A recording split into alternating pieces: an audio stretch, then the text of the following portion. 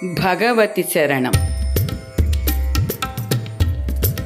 శ్రీదేవి భాగవతం.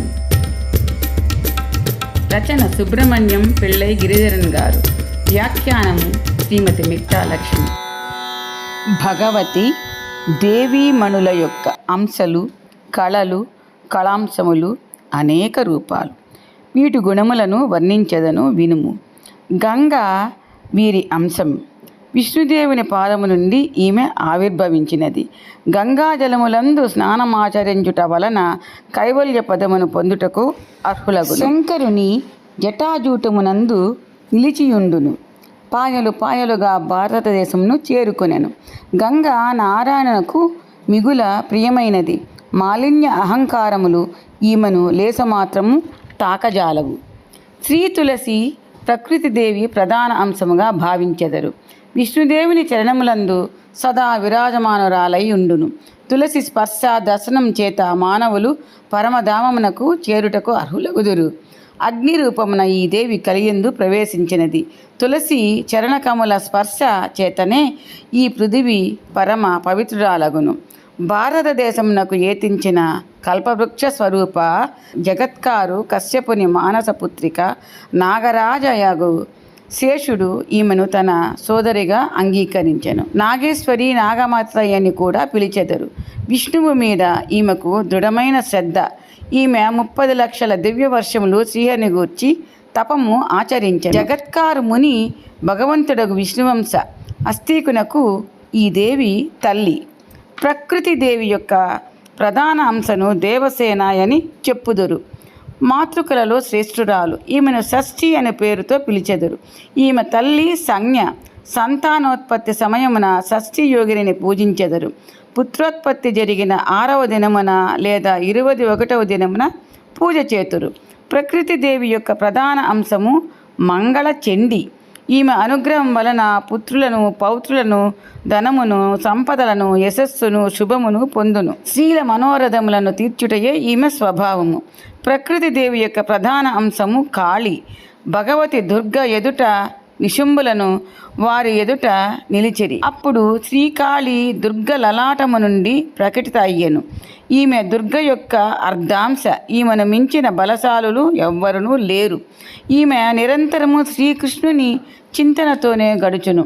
కృష్ణుని రంగు కలిగి ఉండును. ఈమె యొక్క శ్వాసతో జగత్తును, బ్రహ్మాండమును నష్టపరచగలదు. జగత్తును కాపాడుటకు దైత్యులతో యుద్ధమనరించును. ధర్మ, అర్థ, కామ, మోక్షములన్నింటినీ ప్రసాదించుటలో సంపూర్ణ సమర్థురాలు. బ్రహ్మాది దేవతలు, మునిగణములు, మనువు మొదలగు వారు ఈమెను పూజింతురు. ప్రకృతి దేవి యొక్క ప్రధాన అంశము నుండి వసుంధర ప్రకటితమయ్యను. ఈ జగత్తంతయు ఈమె మీదనే నిలిచి ఉన్నది. ఈమెను సర్వసస్య రత్నాకర, రత్నగర్భ అని కూడా చెప్పుదురు. రత్నములు, ఘనులు ఈమెలో విరాజమానములై ఉన్నవి. అందరికీ జీవనము, సంపదలు ఇచ్చుటకే ఈమె ఈ రూపమును ధరించును. నారద, ప్రకృతి దేవి యొక్క కళలను వినుము. వారి పత్నులను చెబుతున్నాను. స్వాహాదేవి అగ్నికి పత్ని, యజ్ఞుని పత్ని దక్షిణ, పితరులకు పత్ని స్వద. ఈమె నామమును ఉచ్చరించకుండా పితరులకు సమర్పించిన వస్తువు నిష్ఫలమగును. వాయువు పత్ని పేరు స్వస్తి.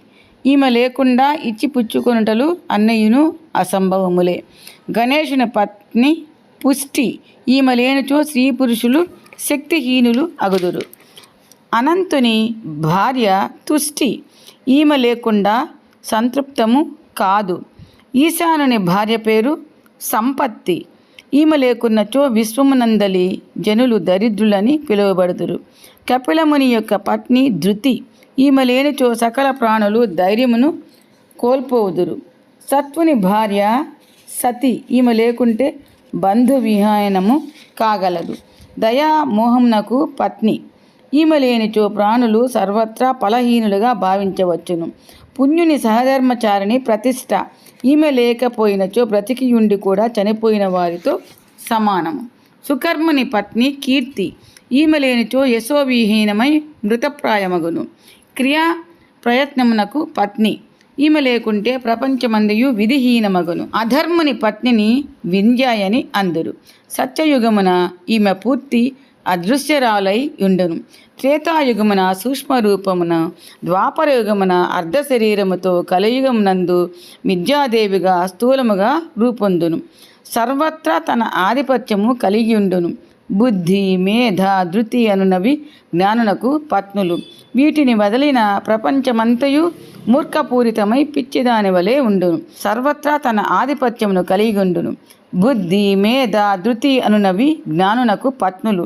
వీటిని వదిలినచో ప్రపంచమంతయు మూర్ఖపూరితమై పిచ్చిదాని వలె ఉండును. ధర్ముని సహధర్మచారిని పేరు మూర్తి. శ్రీ మరియు మూర్తి ఈ రెండును ఆమె స్వరూపములే. రుద్రుని పత్ని పేరు కాలాగ్ని. ఈమెను యోగనిద్ర అని కూడా చెప్పుదురు.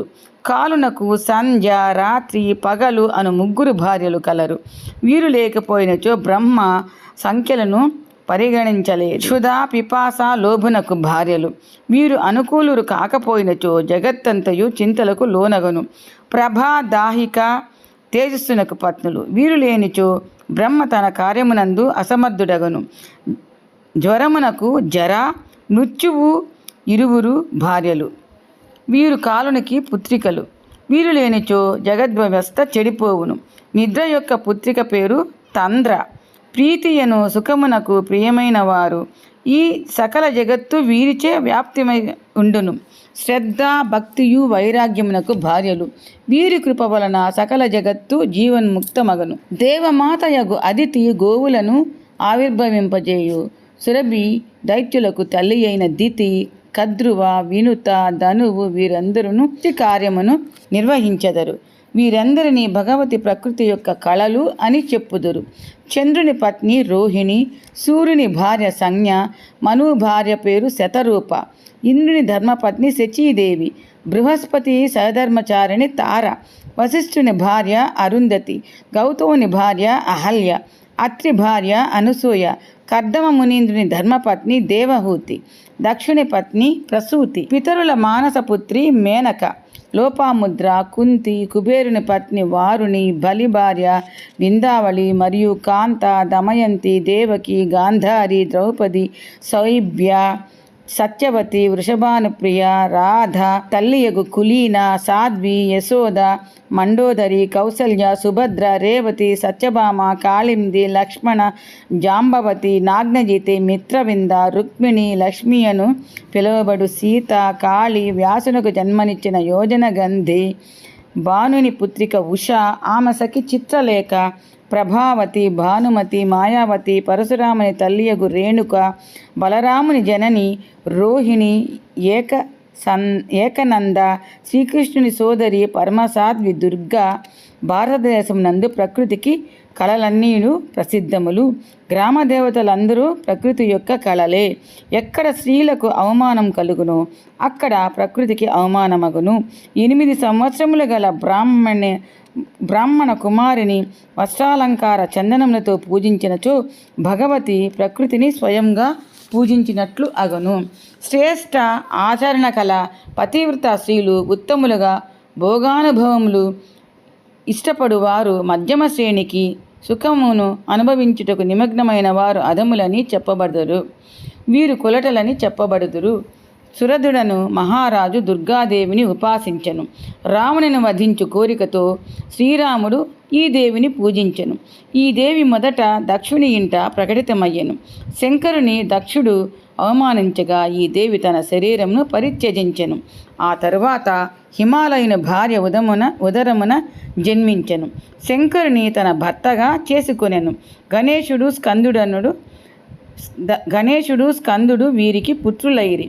మంగళుడు అను రాజు మొదట లక్ష్మీదేవిని ఆరాధించెను. రాజగు అశ్వపతి ముందుగా గాయత్రి అనుష్ఠానము చేసెను. బ్రహ్మ మొదట సరస్వతిని సత్కరించెను. గోలోకమునందలి రాసమండలమున భగవతి రాధ పూజింపబడెను. గోపికలతో గోపకుమారులతో శ్రీకృష్ణుడు రాధను పూజించెను. తదుపరి బ్రహ్మ, దేవతలు, మునిగణములు పుష్పధూపాది సామాగ్రితో ఈ దేవిని పూజించి నమస్కరించిరి. శ్రీకృష్ణుని ఆదేశానుసారము మునిగణములు భక్తితో ఆ దేవి పూజ యందు తత్పరులైరి. అప్పటి నుండి ప్రతి గ్రామమునందు గ్రామదేవతల పూజలు జరుగుచున్నవి. ప్లీజ్ లైక్ చేయండి, సబ్స్క్రైబ్ చేయండి, షేర్ చేయండి.